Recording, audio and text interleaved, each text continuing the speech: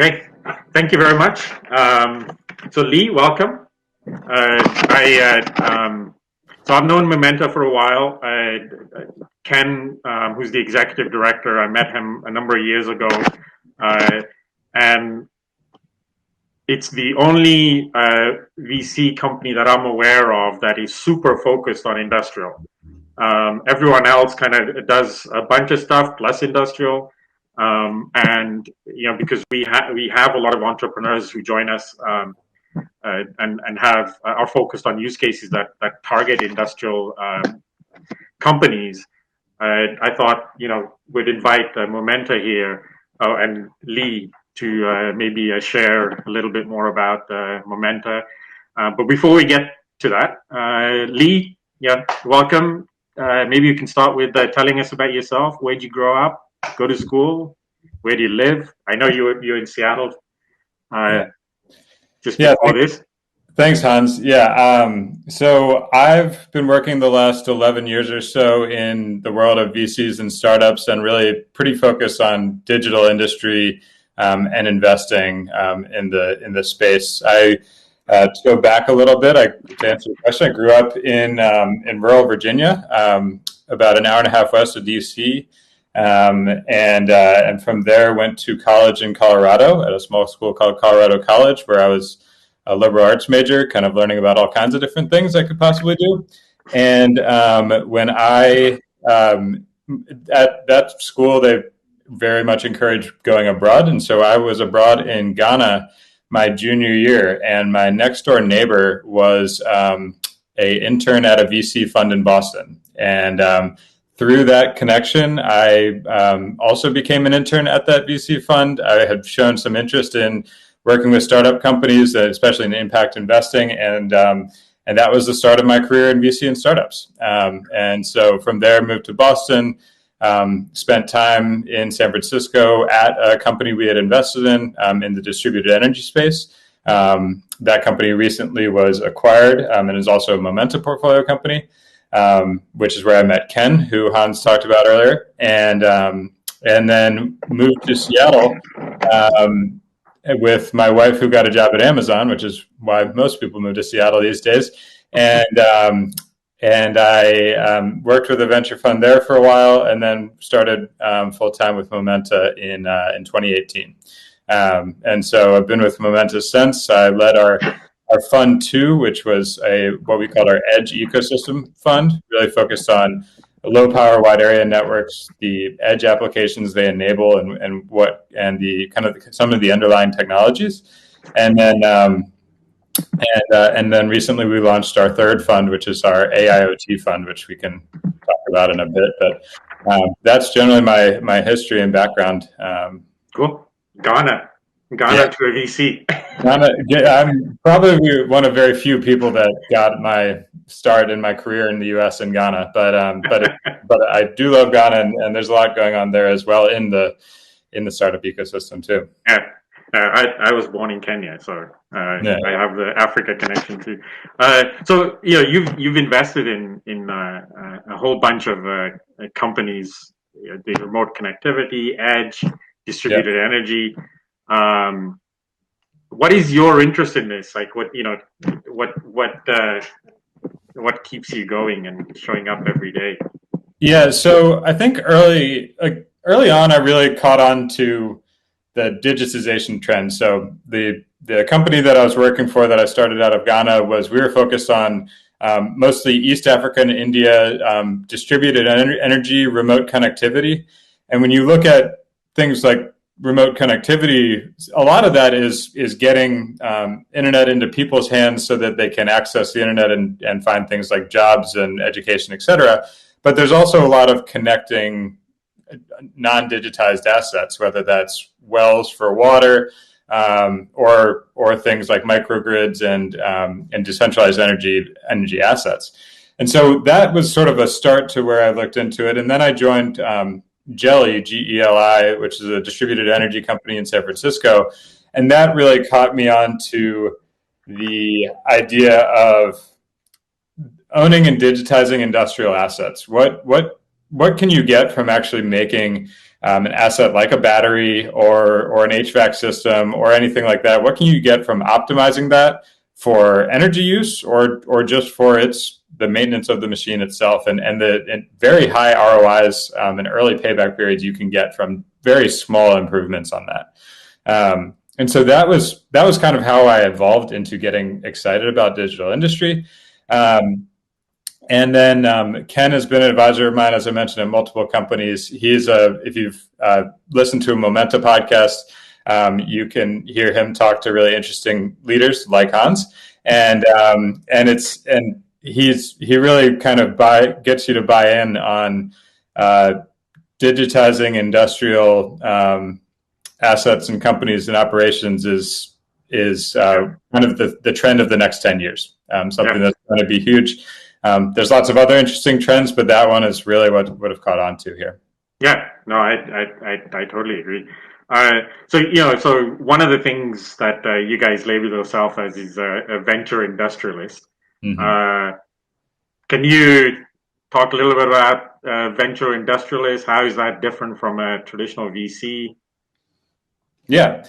So I think the term venture industrialist is really interesting. There's certainly a lot that is comparable with traditional VC and a lot that is different. And so when we think about a venture industrialist, one of the first things you think about, you actually mentioned in the intro, is hardware is pretty tough. It is more difficult to start because you need to pay for people to make the hardware, and you need actual physical goods, and you need to grow that and manufacture that, and so there's a few more gatekeeping steps along the way, and so a lot of our startups have to do with hardware, and even the ones that are not, a lot of times the decision-making process, the sales cycle with industrials is a lot longer just because of who those people are. And so when you're investing in digital industry, it's quite a bit different than in consumer fintech or social media, or even consumer IoT in a lot of cases. And so I think what we like to differentiate is, and then the other piece is that you don't see as many unicorns and decacorns in this space, because a lot of times companies exit early, quicker. A lot of times there isn't as interest from the hyperscalers, but more interest from the large industrials or OEMs. And but the nice thing is you do see there's a lot of people in the space who are doing it who have a significant background in those larger companies or in startups that have succeeded before, and so you can actually get a little bit of what you might call a better batting average. And so you're not hitting unicorns every time, but you might be able to hit a few more successful companies more often. And so it's more about investing in the long game, investing in relationships, and understanding kind of what's going to come out of an industrial startup working in energy or manufacturing, something like consumer fintech or something like that. Yeah, no, I think that it's interesting. The OEMs, the customers for many of these solutions are very involved in the investing as well. Yes, and you don't see that in a lot of other industries. So it is very different. So maybe let's talk a little bit about Momenta. A bit about the company, how it started, how many people, where are you, and what types of companies, what stage you invest in. Yeah, so I've got a couple slides I can take you through here just to make it easy. So Momenta applies what we call digital delivered. So digitizing industries, we focus solely on four: manufacturing, supply chain logistics, energy, and smart spaces, which we define as smart buildings, smart cities, and agriculture. And so within those four areas, there are lots and lots of operational practices, types of assets, and things that people want to digitize. And so we actually started with our advisory practice, which helps the larger organizations figure out how to work with startups and new technology, whether that's digitizing their operations to make themselves more efficient, or potentially buying startups that are coming up to, let's say, help an OEM deliver analytics to their customers or something similar to that.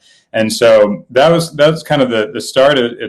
Momenta was formed by a number of leaders from a bunch of different companies who kind of sought to help a whole bunch of companies to digitize. We also added a talent practice, which does executive search for late stage startups, but mostly for those digital leaders or for those industry leaders who might be looking for a chief digital officer or other executives who can help lead the digital efforts. And then for our entire time as a practice, we've been investing. So we've been investing in those companies that we see as being really useful to those leaders in the space, maybe now or into the future. And so that can be we invest in horizontal companies that are low in the stack to help with industrial IoT rollouts and that type of thing, or in vertical solutions. We recently invested in waste management company and a steam trap monitoring company and things that are kind of full vertical solutions helping a specific need. And so that's kind of our overview and how our practices work. And this is some of our portfolio companies and the exits that we've had. Cool. So just in terms of your investment thesis, where do you see the next wave from? I don't know if it's fund specific, but in general, today with IoT, we're mostly really just monitoring stuff, right? Collecting data. Where do you see things going? In the next 5-10 years? Yeah, so got a good slide for that. I think where we really see is data and intelligence moving towards the edge. So in the industrial space, there's a lot of data at the edge that people then need to figure out how to see or to use. And so pushing intelligence to the edge can make it actually interesting so that you can get intelligent insights directly from a device. So when I say that, what I mean is, so the edge can be defined as multiple different things. There's a server edge, there's a gateway edge, there's a device edge. But as you can put intelligence using things like TinyML into that far edge, which is at the device level, you can actually have a device that is smart, it takes a ton of data points, but all it sends back to you is actionable intelligence. So you need to turn this pipe off, or this motor needs some maintenance, or whatever it might be. And so and that's true at all those different levels, at the server level, the gateway level, and at the device level. And so the farther out you get, the more data you can use while making the computation simpler for maybe your IT department or somebody that's just looking at your cloud platform. The interesting that on this slide we have the interesting kind of stat from the Next Generation Internet Council with the EU, but there's stats like this everywhere you look, from Gartner to Markets and Markets, whatever, that right now we have lots of data being published in the cloud. Most of our data starts in the cloud and is processed there. Over the next 5 years, we expect that to flip to being basically 80-20. And that means that we're getting a lot of data off of machines, off of cars, off of whatever it is. And that is pushing all these different trends that we have on this slide here. We're moving to the edge.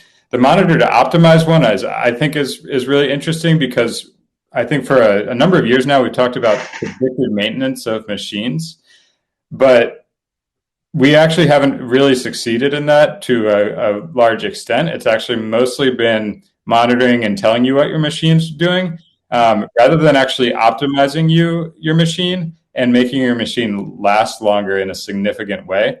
Because most predictive maintenance at this point it actually just tells you when it's going to fail, rather than giving you more farther ahead insights that can actually make your machine much, much more efficient. So I think that's an interesting one. Machines are only one thing on there. Energy is true in that as well, and actually being able to have insights. And I really think a lot of this is due to processing at the edge rather than in the cloud, because it allows for things like LoRaWAN networks that are bandwidth constrained, but you can have energy in a device that makes a device last for 10 years. So I think that's important. And then I think the other piece, and this is what kind of covers a lot of the rest of it, is simplicity of the stack. The IoT is incredibly hard to produce at the moment, it's even good now compared to 5 years ago. Mm-hmm. And so I spoke earlier, hardware startups are hard. Well, what if you want to build a vertical application such as the waste management company I mentioned earlier? You need firmware engineers, you need hardware engineers, you need people who can work on the middle of the stack, you need cloud people, and then the front end. And there's a lot of intermixing there that you need to work on a lot, and so you need to raise a bunch of money to be able to do it. Yep. It makes it hard. It's harder than just the hardware part. Simplifying the stack and making that easy to use is I think really important. So that goes into kind of these last 3 points there. Yeah, no, that's interesting, because now it also makes sense in terms of the funds that you have. Yeah. So maybe you could share a little bit more about the 3 funds. What's the area of focus, and maybe a couple of examples if you have those from each of the funds. Yeah, we can do that. So this kind of gives you an overview of what each of our funds are. Our fund 1 was our earliest fund. So as most venture capital companies go, as our smallest check sizes, we were kind of starting out. But we made about, I think, 36 investments out of the fund. And as you saw in the slide I sent before, there's we have 6 exits so far, and a few that are in the works. All in the digital industry space. And I might actually use this next slide to show this. But so, as I mentioned, our 4 target areas before, but in our what we call our Digital Industry Fund 1, we focus on the entire stack. So as I said, there's simplifying the stack, things that are enterprise platforms, making it easier for enterprises to adopt, making it easier for startups to create. Edge products like edge compute and networks like LoRaWAN type networks that make it more possible to implement these things. We have a company called FleetSpace that does satellite-based LoRaWAN. And so you can put devices out in the middle of nowhere, for example, at a hydro dam, and these devices can last 10 years, and you can get data back from your satellite for that significant long period of time, which is just where something that hasn't been possible before and is part of that like exponential growth of data from devices rather than in the cloud. And so we invest kind of in our first fund, we invested in the full ecosystem there. In our second fund, we invested in that edge products layer and the vertical solutions. So we called that our edge ecosystem fund. And so that one, we have kind of 3 main topics. So expand the supply side, the networks, like I talked about with FleetSpace, more and new types of gateways and ways to manage gateways, devices, interesting, like it has on this icon here, interesting camera platforms and types of sensors that can make these possible. Then you need vertical applications that are actually going to drive demand for those things. So I mentioned the waste management and steam trap monitoring. These are the types of things that can use these supply side devices, gateways, networks, etc. And then how do you deploy this at an enterprise scale? Well, you need things like geolocation, building blocks on applications that make it easier for you to use. Like I said, it's so difficult to create an application right now. What are the building blocks that you can use? And then our third fund, we kind of actually melded back all together with our partner Advantech, who's the global leader in industrial PCs. And they have a big focus right now on the edge ecosystem and how and what we're going to do with all that data that we believe we're going to generate at the edge over the next 5 to 10 years. And so in a similar manner, we have three kind of focuses there: edge enablement, and this is less what we talked about in Fund 2 and more how are we enabling those edge deployments, especially at the server and gateway level, and then all the way to the device level, and how do we make that seamless with what we're doing in the cloud? Because the IT people at the end of the day are going to want to look at the cloud, or the buyers in the supply chain process are going to want to look at that piece, but how do they get the right information there? Vertical solutions, similar. We're looking at things that are utilizing these edge applications, but are doing it where somebody's focusing on manufacturing, somebody's focusing on logistics, somebody's focusing on distributed energy in one way or another. And then again, enabling technologies, platform as a service type businesses. How do you monitor your edge versus cloud deployments? How do you monitor your networking, et cetera? And so that's kind of the flavor of the funds. Each is as I kind of can talk about in a bit, we have ecosystem in each one, which you probably noticed, and that's really around each is in a type of ecosystem that we believe is going to expand, and we want to be a part of that expansion. So the first was just plain old digital industry. We believe in 2014, we believed that was going to be a thing, and it has turned out to be a thing, and so we wanted to invest there. In 2019, or starting in 2018 and in 2019, we said low power wide area networks are going to grow. We believe that this intelligence at the edge is going to use them, and we're going to invest in the places that's happening. And then now with the AIoT ecosystem fund, there's a whole vast network of how you utilize data from the various types of edge and the applications that can enable. And so how we group that and how we help our startups work with the rest of the people in that ecosystem is very important. Cool. Yeah, no, I had a question around that. We'll get into more detail on that. So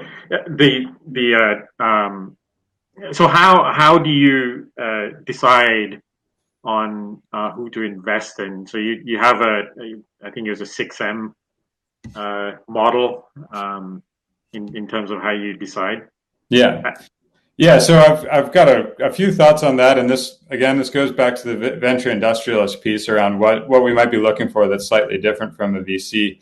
But the 6Ms is a criteria that we came up with, and we said, and we test each one of our companies against this. And so mission is strategic fit. How does it fit with what Momenta believes is the future? How does it fit with the particular fund that we're investing in? So the AIoT ecosystem fund or the edge ecosystem fund, how does that fit?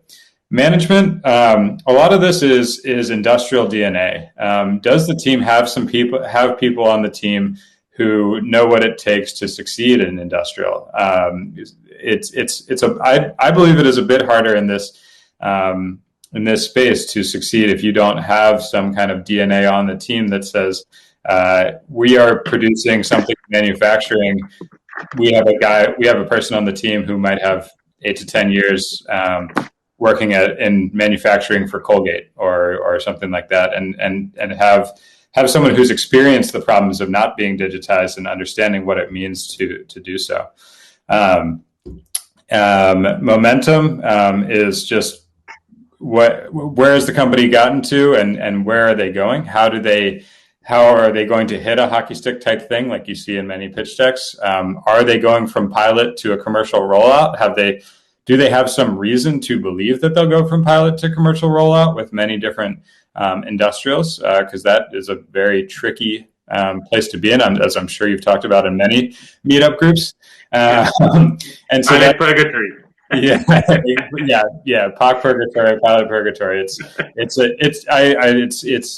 true in many places, but in industrial IoT, I've found it more than anywhere else I've been. Market, what's the opportunity size? There's some opportunities that maybe just like the market might not be that big, or the market's crowded, and that's the two options here for kind of a quick pass. But this market, if you're in digital industry, the market is most likely not your issue because there is so much out there in the space.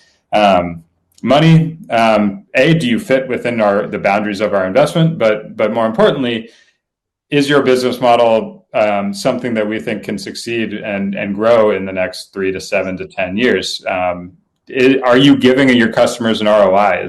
Is kind of the question I always look for in the money thing. Is like, doesn't this make sense for your customers? If your customer gives you $100 and they get $110 in benefit, it's not really going to do that much. But if you can succeed and your customer is giving you $100 and it gives them $300 in benefit, well, that's a little bit different story, and that's easier to show and replicate. And then finally, ecosystem fit. How well can Momenta help you? How well can we make this company, help you make this company succeed? And how well can our partners do that too? And so with our third fund that we announced recently, Advantech is our LP. And Advantech has a global reach, has many partners, has a lot of experience in especially edge technology, but also in the cloud. Can you be a good partner with them, and how much can they help to raise the profile of the startup? So that's kind of how we look at it. The other piece that I always like to mention to anyone raising money in any industry is figure out your why now. I see it on very few pitch decks, but it's the most important part to me. What has made it possible for you to create this startup now? I think it's the most compelling thing in certain pitch decks, but I rarely see it. Mm-hmm. I have a few good examples from companies, but it's so rare and it's so important because it's not enough to say we have all these competitors and we do these better things. That doesn't really help. It's more something recently changed. For example, in a lot of our companies in the second fund, LP-WAN became more possible. Low power wide area networks became something that was more possible. The stack got a little easier to use. So it's actually possible to implement these vertical solutions, and it made it 10 times better to monitor your waste or monitor your steam trap. And so that is actually a compelling story of why now. And so that's my other piece that's not on the exams, but something I think is important. Yeah, no, I agree. I think you have to answer the why now for yourself as well, right? As a founder, this is going to be a journey, and it's not just convince the VCs. For our ecosystem funds, we have to answer the why now. Why digital industry? Why edge? Why AIoT? Why that? So it's no problem. Yeah. So just a quick pause here. So folks, if you have questions, please use the questions window. I see there's a few showing up in the chat window sometimes. It doesn't look like it's happening today, but sometimes the chat window gets busy and I lose track of the questions. Also, if you want to actually come on stage and ask the question yourself because you have more context, just use the raise your hand and I'll give you the mic and it'll bring you onto the stage. Otherwise, I'll get to the questions here in a little bit. So just, you've mentioned ecosystem a few times, and I think this is obviously one of the things that's unique about a venture industrialist. So can you share a bit more and specifically, what does it mean to a startup? Like, why would they care about you spending time on an ecosystem? Yeah, I mean, I think a big part of it is, especially in industry, and I think this is actually true in many places. I've seen it in fintech as well. I'm not sure about kind of social and things, but fintech would be true too. When you work with an investor or a corporate VC, or just a corporate in general, who understands the specific ecosystem that they're working in. For us, that can be the broader digital industry ecosystem, or some of the more poignant ones, which we have in our second two funds around low power wide area networks, mm-hmm. or the AIoT edge.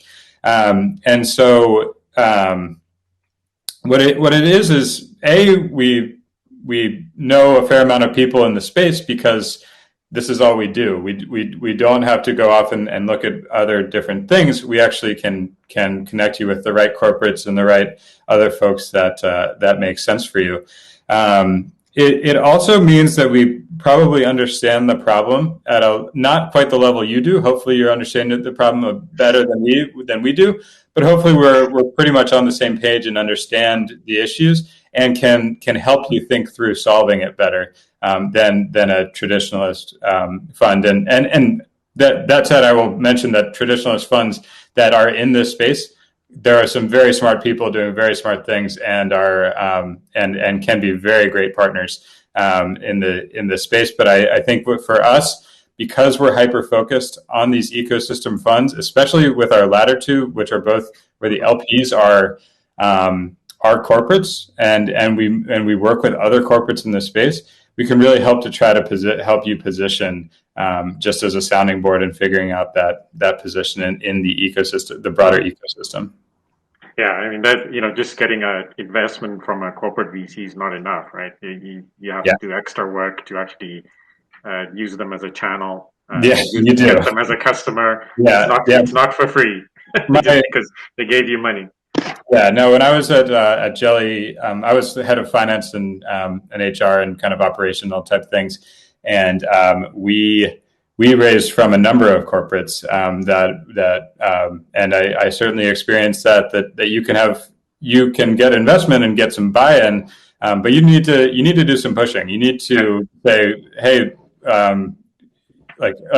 usually a corporate investment, they want to see the outcome. They want to see that your product is being used by them and that they're kind of growing with you. But you need to make it happen because that's kind of why they're making the investment, because they're trying to get you to kind of push in that space. So yeah, I definitely agree. All right, so I have one more question, then we'll see what's waiting out there. So once you invest, one of the other things that you talk about, again, I think this is probably unique to a venture industrialist model. You help with acceleration, co-creation. You get much more involved, I think, than a normal VC does. I guess what does that mean? Like, what are you helping with? And again, why does the startup care? Yeah. So we do get quite involved. So a lot of times we'll take a board seat, and that's no different than traditional VC, but some of the time we will take a board seat and we'll kind of act on that and do what's kind of required and try to push in that space.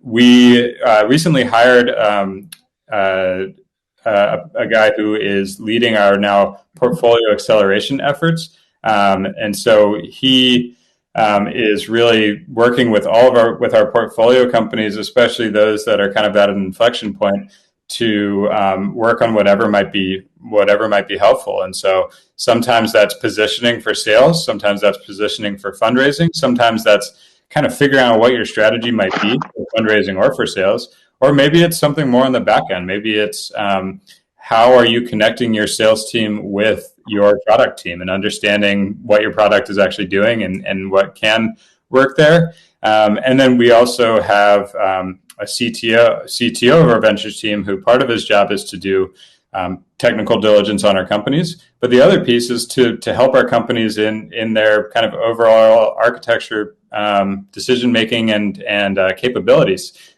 So he was chief architect for a program at Schneider Electric, and so he has a fair amount of experience in implementing an industrial IoT solution and can kind of talk about the pitfalls of what he's gone through and the things that were good. And so I think that really helps to be an enabler and a intentional accelerator of our portfolio companies. And I don't want to sound like we're overwhelming. We're not a PE shop. We're not trying to replace anybody. We're not trying to do anything that's going to kind of rock the boat. But we are trying to help accelerate in whatever way that makes sense to the company. Yeah. No, that makes sense. Okay, I have one person who's raised a hand. Oh, Abhijit. All right. And folks, while waiting for Abhijit to join the stage, again, if you do want to come onto the stage, raise your hand. Otherwise, next I'll start going through the questions in the order they came in. So, Abhijit, go ahead. Welcome. Hi, thanks, Another. Nice to meet you, Lee. I had a couple of questions. One, your comment about the simplicity of the stack.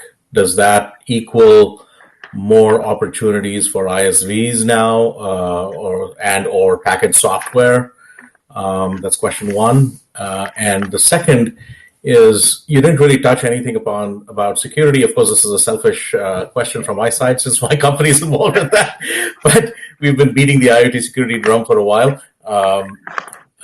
In your view, where does security stand and the importance of security, particularly in the context of protecting AI models at the edge?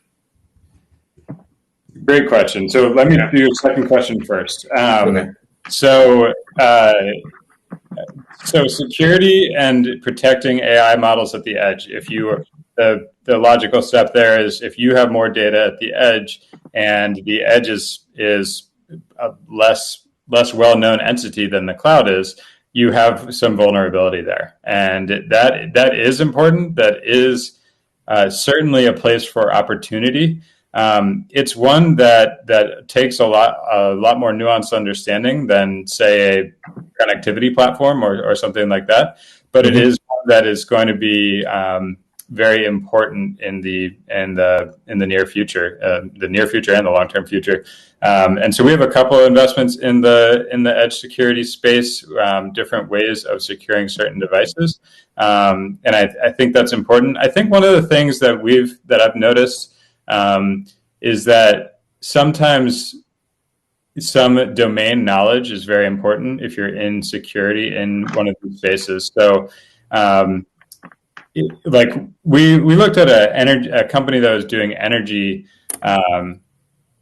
that had kind of an energy sensor platform, helping to digitize the grid, and obviously energy grid is a very important thing that needs to be secure. That utilities are going to do a lot of diligence on that end, and the people who were running that had a actual security background, and that was very important, that they had both the energy background and they were focused on energy, but they had that security background too.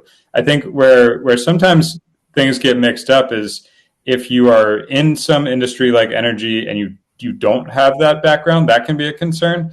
But if you are in a horizontal security company, like I think what you're kind of talking about, that's kind of providing security to various types of devices, it's helpful to have an understanding of the industries that you're going after, and having that, if you're going after manufacturing, having somebody on your team or multiple people on your team who've been in manufacturing and understand that environment versus energy or agriculture or whatever it might be, because each problem is different. And so that's that's the biggest problem I've seen in like security startups specifically. But it is a wildly important topic that I did not touch on, but certainly did not mean not to touch on it, because it is certainly part of our investment thesis and what is important in the coming days. On your first question, ISVs, packet software, et cetera, there certainly are opportunities. There are certainly a lot of opportunities in the space. The most difficult part of being an ISV in the space is, where do you exist as it compares to the what OEMs have in terms of software, what the hyperscalers like Amazon and Microsoft have in terms of the various different connecting pieces in software that they have, versus the network providers often have kind of some software layer. And so where do you exist, and what is your unique differentiation that matters there? And like, to use a traditional VC term, what is your moat? Like what is going to keep you growing? But there's certainly a lot of space there, and we do invest. While we invest largely in companies that are hardware related, we do have a number of software companies as well that we like ISVs that makes sense. So there is opportunity there. It can be really hard to say where you're differentiated. Thank you. Thanks, Abhijit. Yeah, I agree. It's the industry specific matters, especially in this. Yeah. Okay, so there's a couple of questions here from Jonathan that looks similar. So, what avenues have you seen that successfully connect founders, inventors with potential industrial customers so that startups can understand needs and build the right products? And the second question he had was, what business models have you seen to be the most successful for startups to get their products in front of enterprise industrial customers? Full-time sales force, channel sales, partnerships, acquisitions. So yeah, so how do you get to customers? Yeah, so I'll start with the kind of business models and go into the types of sales. So I think, as a lot of people on this meetup probably have seen in the past 3 to 5 years, the most interesting trend in business models in the space is kind of a hardware as a service, or a hardware and software blend as a service model. That seems to have gotten some pickup from the industrials in terms of, we can put this on OpEx rather than CapEx. We're not putting out as much of a investment up front, and we're interested in utilizing that. And so that's been a big trend, and that's definitely shown to be true. I think the other space is, when you talk about software, again, I'm just going to reiterate my earlier point. A lot of it is how I think your positioning is so important, because the stack is very confusing, but also very crowded. And so being able to say, this is the problem that we solve for you, is a lot harder than I think most people give it credit for. And so that I think is very important into your business model. So that's not necessarily a business model, but it's a business question that you need to know before you go selling. To your question on how the best types of sales channels, or the best types of sales, it depends on where you're at. We've seen vertical application companies do quite well with direct sales, and that's actually been proven over a number of companies. You need the right salesperson to do that, or the right sales leader and a team below them. But we've actually been able to see a pretty good direct sales channel. As long as, and again, this goes back to that industrial DNA. You need the right connections. You need the right ways to get into those companies. That's kind of just, it's a lot harder to respond to RFPs all the time than it is to find the right connections at companies. Something that can help with that, channel partnerships are huge. They're bigger for software or pieces lower in the stack, but they're big for everyone, and they can be really helpful in the space. The space is dominated by OEMs, network providers, the industrial customers themselves. And so having a larger name partner can really open doors for you. And so I think that's especially true for software or lower stack hardware items, but can also be true for the vertical applications themselves. So I wouldn't say that either is better. I would say that channel sales are very, very important to almost every startup that we see or invest in.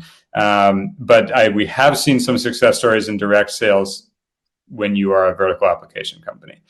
I will mention that one of our acceleration efforts that we do also have at Momenta in our advisory team, we do have a group that is working with companies on their channel partner sales strategy. And so they go in, they look, where are you at now? How could you be positioning yourself? And who are we going to target? And let's make a list. And so that's a capability we brought on in the last 6 months, and I really appreciate them coming on, because it's something that every startup in the space struggles with. Yeah, no, I think in terms of figuring out channels, just starting with the customer, so whose job is your product changing, and who is willing to pay for it to change. Yeah. Start there and figure out what relationship they want with you, right? Selling is about building trust, and if they trust somebody else more, then it might be a channel thing, right? There's that, and there's also, just as I mentioned earlier on the ISV question, with the networks, the OEMs, the hyperscalers, they all think that they can do a lot of the things that startups are pitching, and a lot of them can, to be honest. And so understanding your place and understanding what your value prop to your partner is that might be different from your customer is easier said than done. Yeah, because I mean, you have to take into account the partner's value proposition as well, right? But okay, so I'm bringing Bert onto the stage. He had a couple of questions. I don't know if it's working.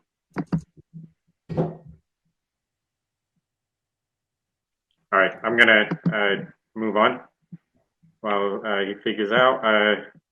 So Gil has a question. What can Momenta provide a company besides capital investments? How does this value differentiate from other investment sources? I think we've talked about this, the ecosystem, the advisory, but I don't know if you want to add anything else. Yeah, I mean, the other piece there is the talent group.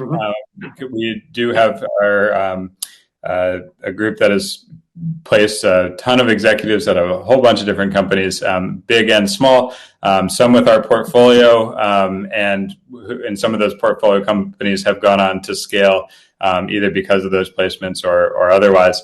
And I think, and so that's a big piece. I just mentioned the channel partnership group. That's very important. But on the ventures team specifically, we do work to introduce, like, again, on the ecosystem thing, it's all about how the industrial space has a lot of large players. And so the thing that we try to do is help you to get into the right ones and the ones that are going to be the right partners or customers for you. And so if we can help with that in some small or big way, that is one of our biggest focuses. Cool. Okay, so Bert has a kind of similar question. How does Momenta get involved in the value add opportunity? Yeah, so we've talked about that. I have one thing on that, Hans, that I can mention is specifically with our LPs. So Semtech, the chip maker in Southern California, the owner of the LoRa standard, was our LP in our Fund 2 and Advantech in Fund 3. We try to create an onboarding experience such that you can go ahead and you can work with their field engineers or whatever if you need technical expertise, where there's kind of a package where you kind of come on and say, okay, here's what I can get out of Advantech, or here's what I can get out of Semtech, and here's how we can work together to expand whatever I'm doing. And so we try to create that program and tailor it to a startup and help them with that. And that's part of our venture acceleration, our portfolio acceleration that Ryan came on to do. So I did want to mention that, but because that's kind of a specific thing. But yeah, we kind of talked about the rest of it. Yeah, no, that's pretty good. Okay, another question from Bert. Yeah, this is a good one. What's your weight between impact on GHG emissions, social versus financial return of your investment criteria? So, impact, ESG impact versus return. Yeah. Any thoughts on that? Yeah. So, I mean, I think so. There's a few things there. One, in digital industry, so a lot of it becomes creates especially emissions impact without even trying. Like the ROI that you're getting is because you're reducing energy. That's kind of and then in our recent investment in Waste Hero around waste management, it's the same thing. They're creating ROI for cities and businesses. That's a financial ROI. But the whole thing is that they're reducing gas consumption and they're reducing waste on the street. And so I think a lot of the times we're able to start, and I really think this is because of the digitization effort. A lot of what we're investing in is actually tied directly to that. And so a lot of it, you don't have to make a versus decision there. It actually, you get to tie the two together. And but I would to answer the question. I mean, I would say that we focus heavily on the ecosystem piece of it. So, what is this going to do for the ecosystem? What is this going to enable? And so, if this is going to enable something like waste management or steam trap monitoring, which reduces emissions by a ton, that is something we want to invest in. But there always needs to be the ROI. And when I say ROI, I mean the ROI for the customer and the ROI for our investment. And if you have those two things, a lot of the time it will mean some ESG upside. Yeah, no, I agree. I mean, just making a machine more efficient, right? You're potentially lengthening how long it's around, so it doesn't end up in scrap sooner, right? So it's that piece, and then it's also like as we get into, and we focus mostly on brownfield things, but as we get into newer things, that innovation is almost always going to be something that is that is becoming more efficient environmentally, and so I think we see it as something that almost always complements every investment we make. Yeah. Okay, I'm going to combine two questions here. One from Bert, another one from Gary. Bert is asking if you do you work with convertible notes for checks under $1 million seed? Is there a hard cap requirement? And the other one is I guess it's related to needs. When you're looking at investing, are you looking for a revenue model? Are you looking for revenues, minimum, maximum? Do you even use that? Yes, we do. So I'll answer the second one first. We do look for revenues. We don't have a specific minimum, maximum, et cetera.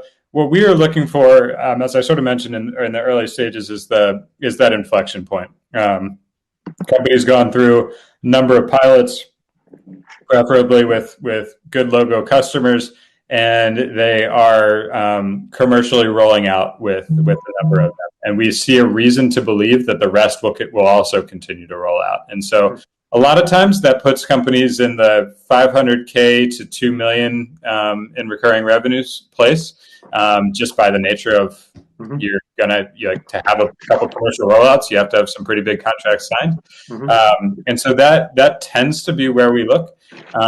But we've gone earlier and we've gone later, so that's the case. But with our Fund 3, we are specifically looking at Series A and B. And so getting into the other question, we look at seed, but on kind of an exception basis, I would say.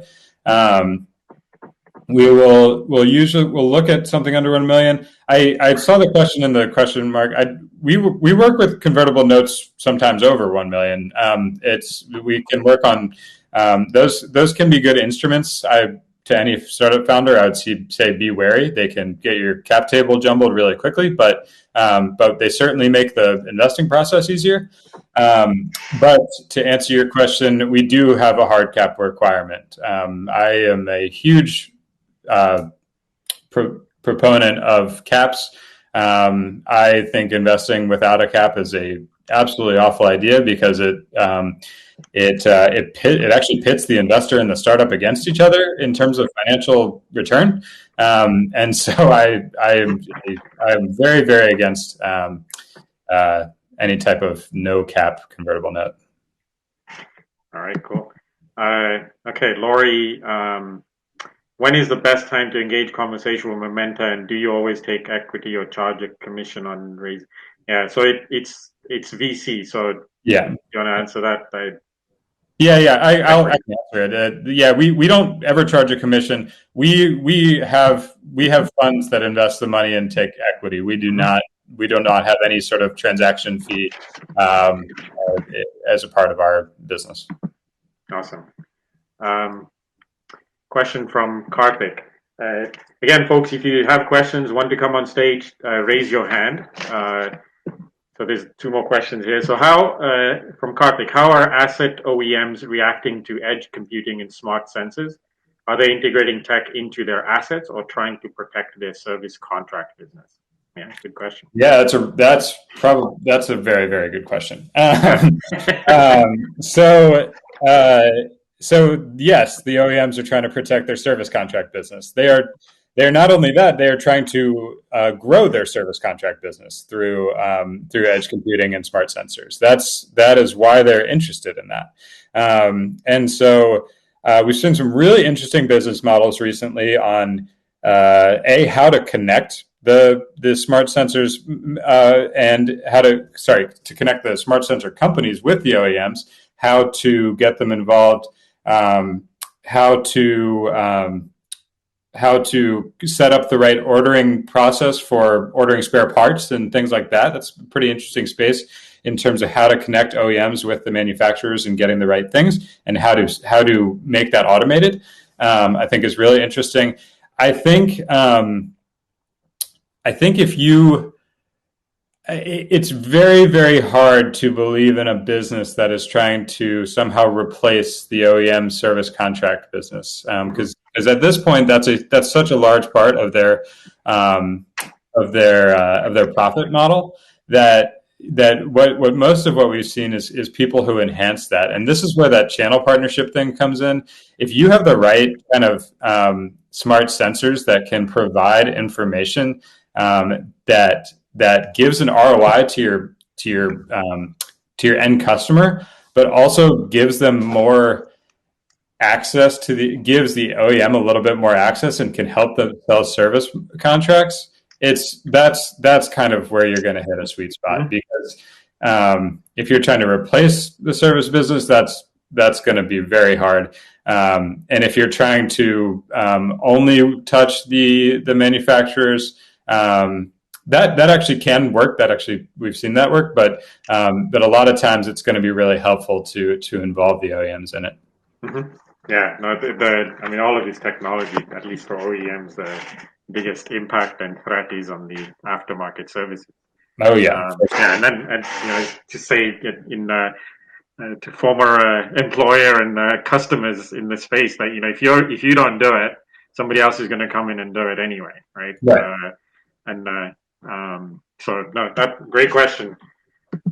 Okay, RJ, is Momenta, or for that matter, others on this call, working on seeing IoT integration with digital twins, especially with respect to infrastructure construction? Yeah. So I'll start with the broader topic and then go into construction. Yes, this is certainly a big thing. This is what. So I mentioned previously the change from monitor to let's go back to that slide. Monitor to optimize.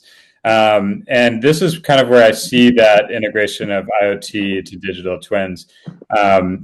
Monitoring certainly gives you the view of a digital twin, but optimize is where you give that digital twin the right data or the right insights, and that can now give you some optimization insights and ideas and processes. And so that is this is a huge thing that we're looking at right now. We've seen a ton of companies out there. Again, I've said this multiple times, but the problem that I have looking at these companies is it's always really hard to figure out what are you actually solving in that integration between IoT and digital twin. Yep. But it's where a ton of value lies. Why so many companies are going after it, and I do believe that is very much the future. The thing that I do think that I sort of mentioned earlier is that the digital twin and cloud space is going to take insights from smart devices at the edge, and so that you're already getting insights rather than data to that space. And I think that's an interesting difference between kind of just the standard monitoring of all my assets on a screen. And then, could I mention any companies that we're seeing in the space? Good question. I don't know if I have any specific ones off the top of my head in terms of specific ones there. I think a portfolio company of ours, Litmus Automation, is interesting in that space. as well as HighByte. Both within our portfolio. You can find them on our website. But I do think that's a very large area that is being tackled right now. Yeah. It's just at the beginning too, right? Yeah. Yeah. Okay, I think that's all the questions I had and that came in. So thank you very much, Lee. This was awesome. Yeah, thank you, Hans. This was fun. This is great. I think it's quite clear what a venture industrialist is after this. So thank you very much. So folks, thank you for coming out. We were going to stream this live on YouTube. Apparently that didn't work. It was an experiment. It worked when I tested it. So sorry if you had to join AirMeet and were expecting YouTube. We'll figure out for the next one. Otherwise, as soon as I end this session, it's going to take everyone back into the lounge. There's a number of tables set up there. You're welcome to grab any one of the tables. And like I said earlier, it sets up a small Zoom call with other people, up to 8 people at a table. And I believe Lee's going to hang out for a bit as well. I do have a table specifically set up for startup funding. And I will be at the IoT table. And otherwise, thank you. And I will see you in the lounge. Thank you, Hans.